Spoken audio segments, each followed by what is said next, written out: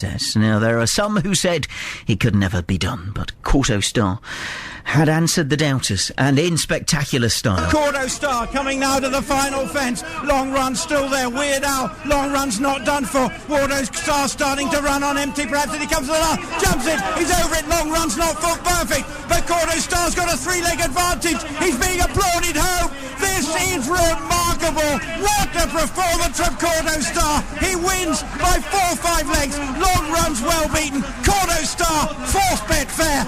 Unbelievable. Kauto Star, the champion, is back. There you go, Kauto Star there, trained by Ditchett's Paul Nicholls, bouncing back to glory at the Betfair Chase in Haydock last month. Well, on Boxing Day, Kauto Star will go for a 5th win at the King George VI steeplechase, having missed out to Long Run last year. But there is a new challenger rising through the ranks to join him on Boxing Day. Not just a challenger, but also a stablemate, masterminded, and in charge of both of them, top trainer Paul Nicholls. Paul, good morning. Good morning, Jim. Obviously, Kauto Star, it was hit and miss for a while. We maybe thought that he was going to have to retire, but fantastic form, as we heard in that clip there. Can you tell, as a trainer, before the race starts, that the horse is going to do what it's supposed to? Well, you can remember I was extremely bullish before the Betfair Chase when I think you or one of your colleagues were interviewing me and asking him if he was about to be retired. And I said no, couldn't be further from our thoughts, because he'd been in really good form at home. And as you said on the Saturday, he won really nicely, and he seems in really good form. And obviously, we're talking about the pretender to the throne here, rising through the ranks. Masterminded. Tell us about Masterminded. Well, you said pretender to the throne. I mean, Longman won the King George last year, so he holds it at the moment. And again, he is the one that both Kauto and Masterminded have got to beat. Masterminded obviously is only 8, whereas Kauto's 11. Masterminded would have a great chance as well. I've always thought he'd go well in the race, but he hasn't got form beyond 2.5 miles. So, the race is over 3, so that's unknown territory, really. But both horses are in really good shape. And how, as a trainer of both of them, do you not have that awkward moment that, a parent gets when they're having to choose their favourite child, kind of thing? Well, you just train them individually, produce them on the day in as good a shape as possible. We've done it over the years in the Gold Cup with Kauto and Denman, as you know, and, just hopefully they'll arrive on the day on Monday at Kempton in really, really good shape, which at the moment they are. And if you get a first and second, is that sort of the best case scenario? That'd be good, but it's going to be awfully hard, I think, to beat Long Run. He is only 6. He's last year's winner, but as you saw at Haydock, Kauto is unbelievable when he's on top form, and if he runs like he did at Haydock, he must have every chance. So it'd be nice to win the race with either one of them, but if Kauto won, it would be very special. I mean, I guess at this time of year, a lot of us are sort of thinking about finishing our work and having a couple of days off. When you've got the big race on Boxing Day, I imagine you're up tomorrow at the Gallops, crack of dawn. Yeah, everyone will work tomorrow, first lot. We'll ride at 20, start probably at 6 and finish at 9, and then everyone will have the rest of the day off, and then next week's a normal working week again. The 100-odd horses got to be fed and exercised, so we've got plenty to do.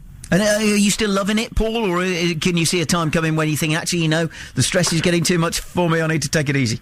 And trying to retire me off as well as Kauto. Not a chance at all. When you got horses like Big Butts, Kauto, Masterminded, and we've had Denman up to now. You love this game, and as enthusiastic and keen as ever. Well, it's nice to know, and thank you ever so much for your time this morning. That's the unstoppable force that is Paul Nicholls, talking about the unstoppable force that is Kauto Star, as well as Masterminded. Well, also on the line this morning is Jonathan Powell, who is the author of the book about Kauto Star, and his old stablemate Denman, who retired last month. Morning to you, Jonathan. Morning to you. I mean, it is quite amazing, isn't it, that Kauto Star is still going stronger than ever, in fact, listening to that clip we just played. Well, Paul was trying to sort of play it down a bit by saying that Long Run's the champion, and quite rightly so, but he has so many gifts, Paul, but the greatest of all, I think, is that he has this great enthusiasm, and he drives everybody along in the yard because of it. He brings them all along. They're as keen as he is, and he himself has been astonished by the way that Kauto Star has been working this autumn.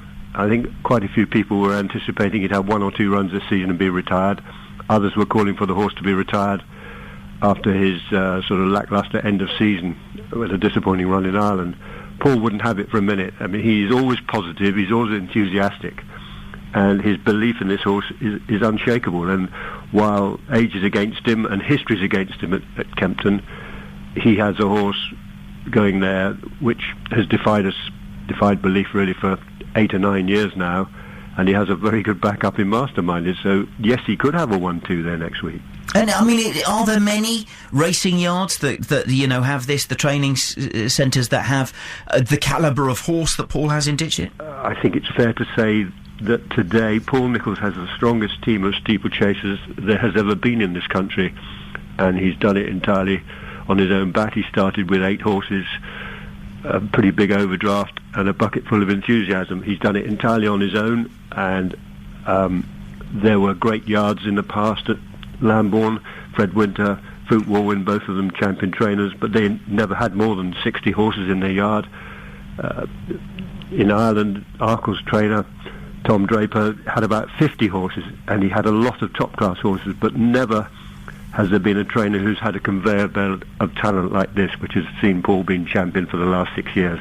Martin Pipe, on the other side of Somerset, was a champion many more times, but the strength of his horses was mostly down to hurdlers, although he had some good chasers. But Paul has the strongest band of chasers I think there's ever been, or has had through his hands over the last few years.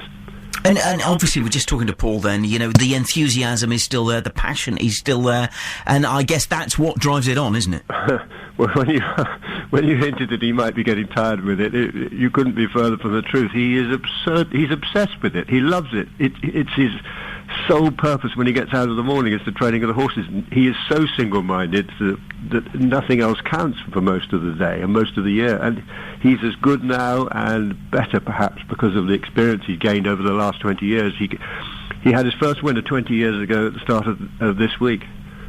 What an amazing anniversary that we should have celebrated with him. Of course, the other amazing thing that will be celebrated is the fact that next year's Aon Chase has been named after Denman. Well, he and Paul Barber, the horses owner, are tickle pink by that, and so they should be. I'm not saying that Kauto Star is easy to train, but he's a great talent and he has bags of speed. But he's certainly been easier than Denman, who would be in the days of unions would have been on strike every other week, and would have been the leading the awkward squad. I mean, he is huge. He was difficult. He was bloody-minded. But once he got him onto the battlefield at the racecourse, you saw those wonderful qualities being exhibited in the way that he won his Gold Cup and was second in 2 more. A fabulous racehorse, obstinate, difficult, stubborn. Nothing would come past him. He didn't want anything to pass him, but he has been difficult to train, and I think there's a degree of relief that he's been retired, sound and intact, and can enjoy a long retirement. And to have the Aon Chase named after him is entirely appropriate in my view, and I'm sure in lots of people's views in racing. Well, let's think back to the horses that aren't retired. Masterminded, as we say, and Kauto Star, both doing it on Boxing Day. What's your? You've got the insider knowledge we need. Who's going to win, do you reckon? Well, what's slightly odd is that Paul at the start of the season was aiming Masterminded at this and wasn't really thinking of running Kauto Star, but Kauto Star's victory at Haydock changed all that. Masterminded has never won over this trip, but a flat track, 3 miles, should suit him on dryish ground, as long as it doesn't get too dry.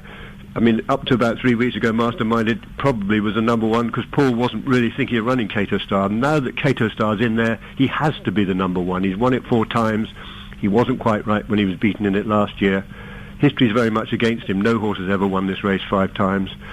I just hope and believe that he can do it this time. Of the 2, you'd have to go with Kauto Star with his record in this race. Okay, well, we've heard it from the horse's mouth, as it were, and if it all goes wrong on Boxing Day, I'll be around to see you the day after. But thank you very much for your time this morning. That's Thank Jonathan Powell. you, and wish him well. Thank you, Jonathan. And to you, Jonathan Powell, author of a book about Kauto Star and his old stable mate, Denman. 8:45.